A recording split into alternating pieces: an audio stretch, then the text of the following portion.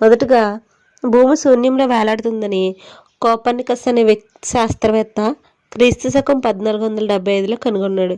ఇదే విషయాన్ని ఎన్నో విజ్ఞాన విషయాలు కనుగొన్న సర్ ఐజక్ న్యూటన్ కూడా 17వ శతాబ్దంలో భూమి శూన్యంలో వేలాడుతుందని నిరూపించి తెలియచేశాడు.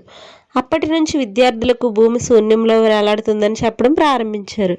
అయితే ఇదే విషయాన్ని పరిశుద్ధ గ్రంథమైన బైబిల్ క్రీస్తు పూర్వం 1500 సంవత్సరాల క్రితమే యోబు గ్రంథంలో తెలియచేస్తుంది.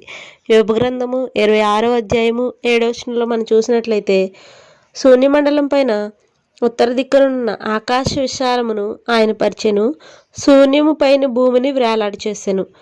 ఇక్కడ ఈ వచనంలో మనకి భూమి శూన్యంలో వేలాడుతుందని దేవుడు యోబు గ్రంథంలో మనకు ముందుగానే తెలియజేశారు. అదేవిధంగా భూమి గుండ్రంగా ఉందని క్రీస్తు పూర్వం 3వ శతాబ్దంలో అరిస్టాటిల్ కొన్ని పరిశోధనలతో తెలియజేసినప్పటికీ కాదు బల్ల పరుపుగా ఉందని మరి కొందరు శాస్త్రవేత్తలు క్రీస్తు శకం 16వ శతాబ్దం వరకు వాదిస్తూనే ఉన్నారు. ఇలాంటి వాదనలు ఉన్న సమయంలో గెలీలియా అనే శాస్త్రవేత్త క్రీస్తు శకం 16వ శతాబ్దంలో పలు ప్రయాసాల చేత భూమి గుండ్రంగా ఉందని నిరూపించాడు. ఇదే విషయాన్ని పరిశుద్ధ గ్రంథమైన బైబిల్ క్రీస్తు పూర్వం 1500 సంవత్సరాల క్రితమే యోబు గ్రంథంలో తెలియచేసింది. ఆయన వల్ల నడిపింపబడినవై నరులకు నివాస యోగ్యమైన భూగోళం మీద మెరుపును మేఘములను సంచారము చేయును. ఆయన వాటికి ఆజ్ఞాపించినది యావత్తును అవి నెరవేర్చును. యోబు గ్రంథం 37వ అధ్యాయం 12వ వచనం. అలాగే యెషయా గ్రంథం 40వ అధ్యాయం 22వ వచనంలో ఆయన భూమండలం మీద ఆసీనుడై ఉన్నాడని మనం చూడగలం. ఇంక మూడో విషయానికి వస్తే, విలియం హార్వే అనే వ్యక్తి శాస్త్రవేత్త క్రీస్తు శకం 1628లో ప్రాణం రక్తంలో ఉన్నదని చెప్పాడు. క్రీస్తు పూర్వం 1400 శతాబ్దంలోనే ఈ విషయాన్ని దేవుడు మోషే ద్వారా తన గ్రంథంలో రాయించాడు. ఆదికాండము 9వ అధ్యాయము 4-5 వచనాల్లో మనం చూసినట్లయినా, అలాగే లేవియాకాండము 17వ అధ్యాయము 11వ వచనంలో చూసుకుంటే రక్తము దేహమునకు ప్రాణమని మనం చదవగలము. అంటే దేవుడు తన గ్రంథంలో రక్తమే మన దేహానికి మనకు ప్రాణమని తెలియచేశాడు. ఇంకా నాలుగవదిగా మనం చూసినట్లయితే టెలిస్కోప్ను కనిపెట్టక ముందు మరియు కనిపెట్టిన క్రీస్తు శకం 1600 తర్వాత కూడా చాలామంది నక్షత్రాలను లెక్క పెట్టడానికి ప్రయత్నించారు. ఎన్నో కోట్లు ఖర్చు పెట్టి ఎన్నో ప్రయత్నాలు చేసి చివరకు క్రీస్తు శకం 20వ శతాబ్దంలో నక్షత్రాలను లెక్కించలేమని విజ్ఞాన శాస్త్రవేత్తలు తెలియజేశారు. కానీ ఈ విషయాన్ని దేవుడు బైబిల్లో ఎప్పుడో రాయించారు. మనం చూసుకున్నట్లయితే ఆదికాండం 15వ అధ్యాయం 5వ వచనంలో, ఇర్మియా గ్రంథం 33వ అధ్యాయం 22వ వచనంలో కూడా నక్షత్రాలను లెక్కించడం వీలు కాదని బైబిల్ క్రీస్తు పూర్వమే చెప్పింది.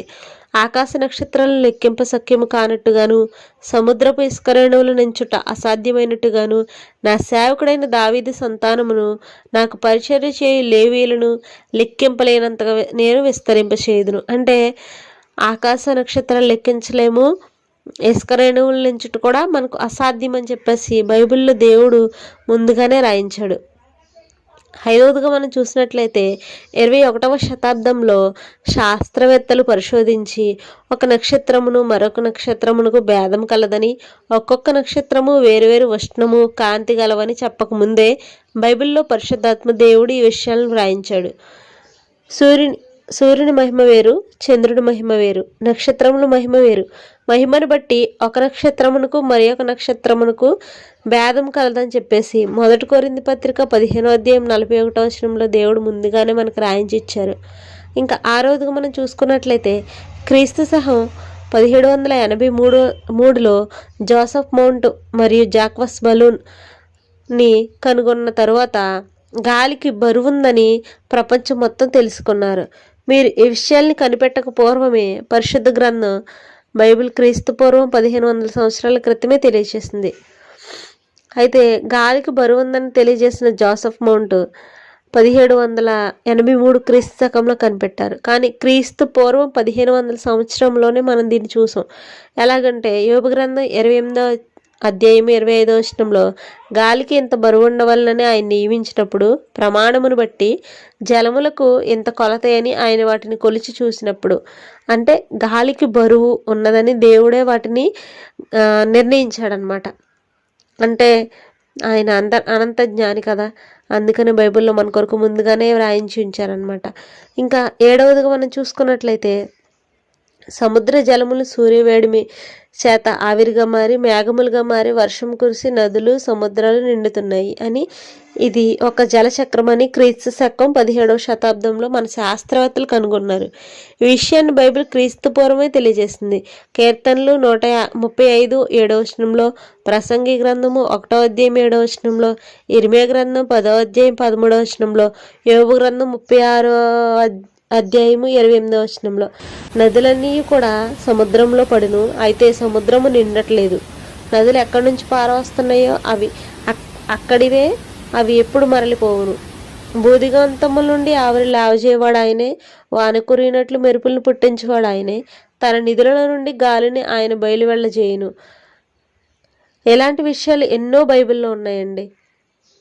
ఇవి కేవలం కొన్ని మాత్రమే. నేటి మానవులు అనేక పరికరాల ద్వారా, పరిశోధనల ద్వారా, టెక్నాలజీ ద్వారా విశ్వ సంబంధిత విషయాలను కనుగొంటున్నారు. కానీ బైబిల్ రాసిన వ్యక్తులు ఎలాంటి టెక్నాలజీ లేని సమయంలోనే చాలా విషయాలు మనకు నేర్పించారు. అంటే రాసినవి వేరు వ్యక్తులైన అయినప్పటికీ వారి చేత రాయించింది మాత్రం దేవుడే. ఇలాగా శూన్యంలో సృష్టిని దేవుడు వేలాడదీశాడని, గాలికి బరువు ఉందని, నక్షత్రాల మధ్య భేదం కలదని మనకి తెలియజేసిన శాస్త్రవేత్తలు మనం చాలా గౌరవిస్తున్నాము. అలాగే ఇవన్నీ బైబిల్ నుంచి వచ్చినవేనండి.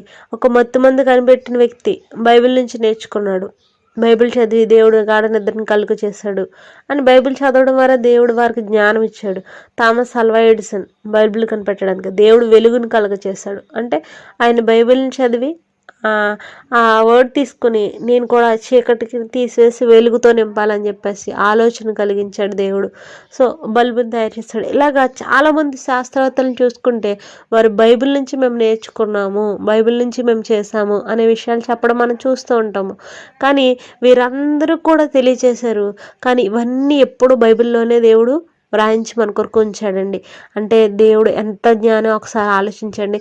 చాలామంది ఈ రోజుల్లో దేవుడు 2000 సంవత్సరాల క్రితమే వచ్చాడని చెప్తున్నారు.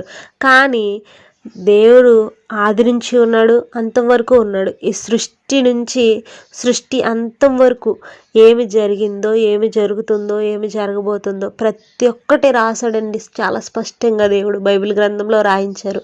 అది మనం చదివితే మన నేత్రములతో, మన హృదయముతో అనగా మనం చదివినట్లయితే దేవుడు ప్రతిదీ మనకు బోధపడేలా చేస్తాడు.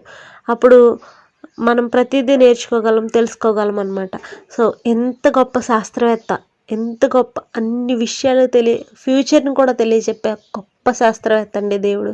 మరి ఇలాంటి దేవుడిని కలిగి ఉన్న వాళ్ళందరికీ మీకు ధన్యవాదాలు. కలిగి లేని వారు కూడా త్వరలో ఇటువంటి దేవుడిని తెలుసుకొని ఇటువంటి గొప్ప శాస్త్రవేత్తని తెలుసుకోవాలండి.